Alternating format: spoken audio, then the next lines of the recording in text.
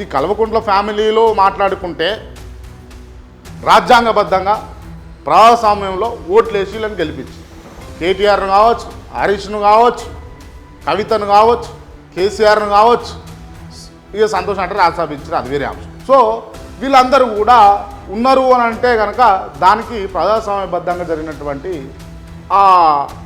ఏదైతే ప్రక్రియ ఉందో దాని ద్వారా జరిగేది. వీళ్ళు ఎన్నికయ్యారు, ప్రజాస్వామ్యంలో ప్రజాప్రతినిధులుగా కీర్తింపబడ్డారు.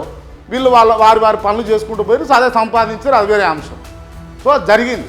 కానీ ఇక్కడ యనమల రేవంత్ రెడ్డి గారు ముఖ్యమంత్రి తప్పితే మిగతా వారి సోదరులు ఏ రాజ్యాంగ పదవికి అర్హులు లేరు, అర్హత లేదు.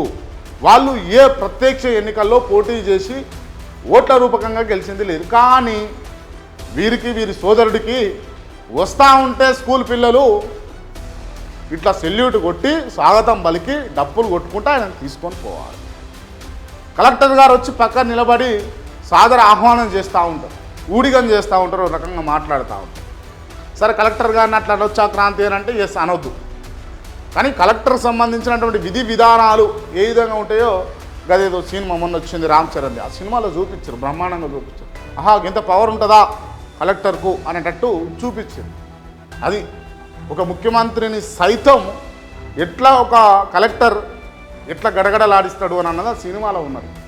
అంటే వారి హక్కులు ఏంది, వారు ఏ విధంగా ప్రవర్తించాలి, వారి పరిమితులు ఏంది అని అన్నది ఆ కలెక్టర్ ఏ విధంగా ఉండాలి అని అన్నది ఆ సినిమాలో క్లియర్ కనబడ్డది.